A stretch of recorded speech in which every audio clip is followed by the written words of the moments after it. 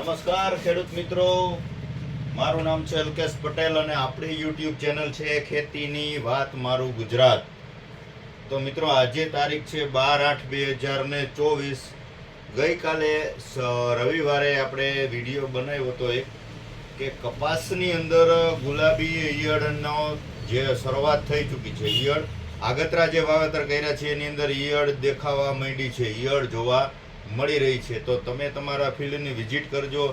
જે 60 દિવસ ઉપરના જે કપાસ થઈ ગયા છે, કપાસની અંદર 40 થી લગાડીને 55 દિવસમાં જે દિવસના કપાસ હોય એની અંદર ફ્લાવરિંગની શરૂઆત થઈ જતી હોય છે. અલગ અલગ લેટ વેરાયટી હોય તો થોડુંક મોડું થાય છે, પણ 40 દિવસથી લગાડી અને 55 વધીને 60 દિવસ સુધીમાં ફ્લાવરિંગની શરૂઆત થઈ જતી હોય છે. તો અત્યારે જે આપણે 2BT કપાસ છે એની અંદર ઈયળ જોવા મળી રહી છે. તો મિત્રો એના માટે શું કરવું, કઈ દવાનો છંટકાવ કરવો અને કેવી રીતે એનું નિવારણ લાવવું, તો એના માટે આજે આપણે આ વિડીયો બનાવ્યો છે. આપણી ચેનલને સબસ્ક્રાઈબ કરજો મિત્રો, બીજા ગ્રુપમાં શેર કરજો, જેથી આપણે જે વિડીયો મૂકીએ છીએ એ બીજા ગ્રુપમાં શેર કરજો, બીજા ખેડૂત મિત્રો જોઈ શકે, એને આનો ફાયદો મળી શકે.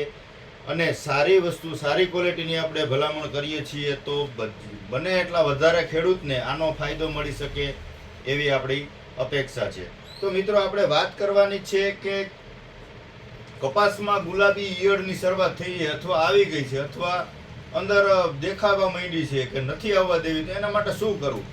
હવે સર્વપ્રથમ વસ્તુ તમને હું એવી કહી દઉં કે તમારામાં એટક વધારે પડતો આવી ગયો હોય, ખૂબ હેવી એટક આવી ગયો હોય, તો કોઈ એવી દવા નથી આવતી કે ઈયળનો એટક હેવી આવી ગયો છે એનાથી સંપૂર્ણ 100% રિઝલ્ટ આવી ગયો છે, હાવ સફાઈ જ કરી દીધી 1 રાઉન્ડ મારવાથી અથવા 2 રાઉન્ડ મારવાથી, તો એવી કાંઈ દવા આવતી નથી. અને ઈયળ સીધી છોડની અંદર કે સીધી ફૂલની અંદર કે સીધી ઝીંડવાની અંદર જોવા મળતી નથી. ચાપવા બંધાવાની શરૂઆત થાય ત્યારથી મિત્રો આપણે શું કરવાનું છે તો કે પ્રોફેનો વિથ સાયપર, પ્રોફેનો અને સાયપર જે દવા આવે છે, 40% પ્રોફેનો અને 4% સાયપર, આનો છંટકાવ ચાલુ કરી દેવાનો છે. 45-50 દિવસથી ચાલુ કરી દેવાનો છે. આ વાપરો, 1 રાઉન્ડમાં પ્રોફેનો સાયપર વાપરો, બીજા રાઉન્ડમાં તમે ઇમામેક્ટિન છે, ત્યારબાદ ખાલી 25% સાયપર મેથિન જે આવે છે અથવા ક્લોરો આવે છે. અવનવી ઘણી બધી ઈયળની દવા આવે છે જે તમે વાપરી શકો છો, બરાબર છે. પંપે નાખતું જવાનું છે. 40 થી 50 ml ક્લોરો વાપરી શકો. સાયપર જે ખાલી આવે છે એ સાયપર તમે 25-30 ml વાપરી શકો છો. ત્યારબાદ ઇમામેક્ટિન આવે છે, આપણે જે પ્રોક્લમ કહે છે, 1 પંપે 10 ગ્રામ એનો છંટકાવ કરવાનો. પણ 15 થી 20 દિવસે તમારે પ્રોફેનો સાયપરનો છંટકાવ કરી દેવાનો. પ્રોફેનો સાયપર તમે નાગાર્જુનનું લઈ લેશો પ્રોફેક્સ ઉપર તોય પણ સારું છે, સિજન્ટાનું પ્રોફેક્સ ઉપર વાપરો, પોલિક્લિન સી, આ પણ વસ્તુ બેસ્ટ છે. બેમાંથી તમે કોઈ પણ છંટકાવ કરી શકો છો. આ વાત થઈ ઈયળ માટેની. આનો પ્રોસેસ એ રીતની છે કે મિત્રો સીધી ઈયળ કપાસમાં જોવા મળતી નથી અને ઈયળ આવી ગયા પછી સંપૂર્ણ નાશ થાય. ઝીંડવાની અંદર ઈયળ જતી રહી પછી કોઈ દવા એવી નથી કે ઝીંડવાની અંદર ગયેલી ઈયળને મારી શકે. એટલે ખોટા મોંઘા ભાવના 100 રૂપિયાના 150 રૂપિયાના પંપ થાય એવી દવા મારવાની કાંઈ જરૂર નથી, કેમ કે ઈયળ જે છે એ અંદર ગરી ગયા પછી મરતી નથી. પછી તમે 100 રૂપિયાનો પંપ છાંટશો તોય ભલે, 150 રૂપિયાનો પંપ છાંટશો તોય ભલે, પછી એનો કોઈ વિકલ્પ નથી. આની એક સાયકલ હોય છે મિત્રો. સર્વપ્રથમ શું થાય છે કે 40 દિવસે કે એ રીતના સમયગાળામાં એના કોસેટા જે હોય છે, ગુલાબી ઈયળના જે કોસેટા હોય છે એમાંથી ફૂદું બને છે. ફૂદામાંથી એ ઈંડા મૂકે છે છોડની અંદર કે ચાપવાની અંદર કેવી રીતે.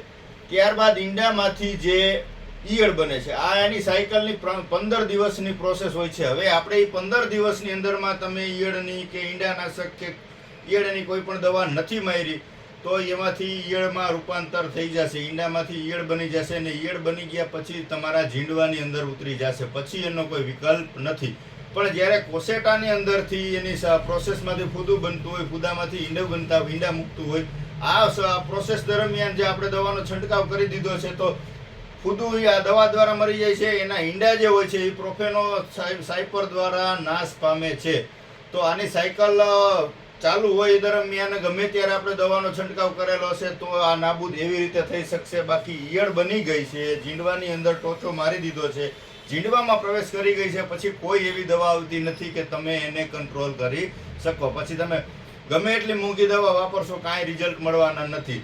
રનિંગ તમે દવા છાંટતા હોય તો એની સાથે તમે આપણે પ્રોફેનોસાયપર છે કે પછી ઈયળની મેં તમને કીધું કે અલગ અલગ રાઉન્ડ ચેન્જ કરતો રહેવાનો. તમે જેટલા છંટકાવ કરો છો ત્યારે 2BTની અંદર તમારે ઈયળની દવા એક ફરજિયાત નાખવાની અને સ્ટીકર સારી કંપનીનું 5 ml વાળું સ્ટીકર વાપરવું જરૂરી છે.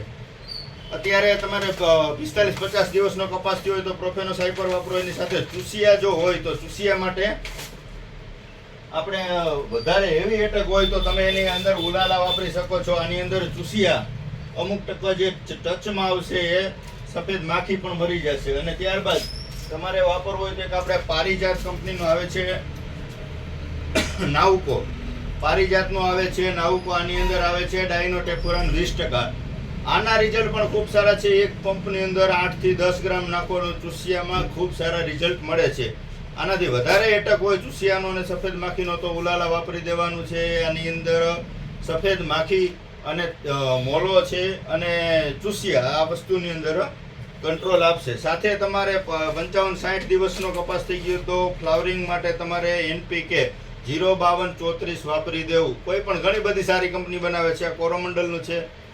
આવી જ રીતે બીજી ઘણી બધી ગ્રેડની કંપની બનાવે છે. 05234 સાથે આપી દેવું જેથી કરીને ફ્લાવરિંગમાં જે આપણે ચાપુ ડ્રોપિંગ થવાની સમસ્યા હોય, ખરી જતું હોય તો આ ચાપવાની મજબૂતાઈ વધારશે, બીજો નવો ફાલ લગાડવામાં કામ કરશે. એટલા માટે તમારે 05234 સાથે તમે એડ કરી શકો છો. ત્યારબાદ 60 દિવસનો કપાસ થઈ ગયો હોય તો તમે કોઈ પણ હળવું એની સાથે ફૂગનાશક પણ વાપરી શકો છો.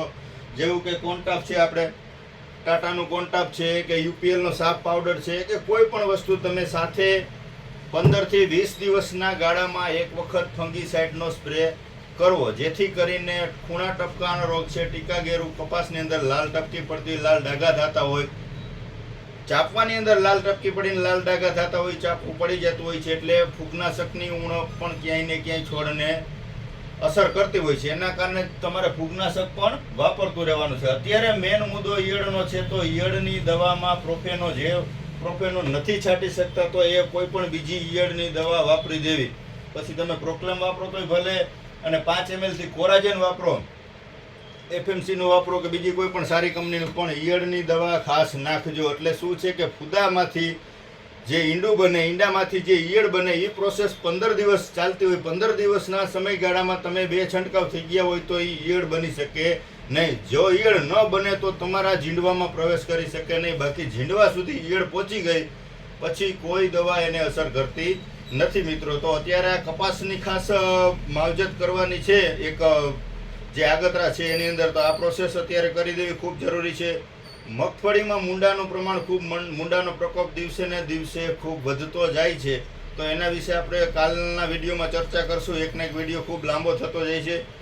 જેને કપાસમાં ગ્રોથ વધી ગયો છે, હાઇટ વધી ગઈ છે, 3 થી 4 ફૂટ સુધીનો થઈ ગયો છે 60 દિવસ ઉપરનો, એને જ 05234 મારવાનું છે. કપાસની હાઇટ નાની છે અને સમય 60 દિવસ થઈ ગયો છે તો એને કોરોમંડલનો ઇન્સ્ટા આવે 28-28-0.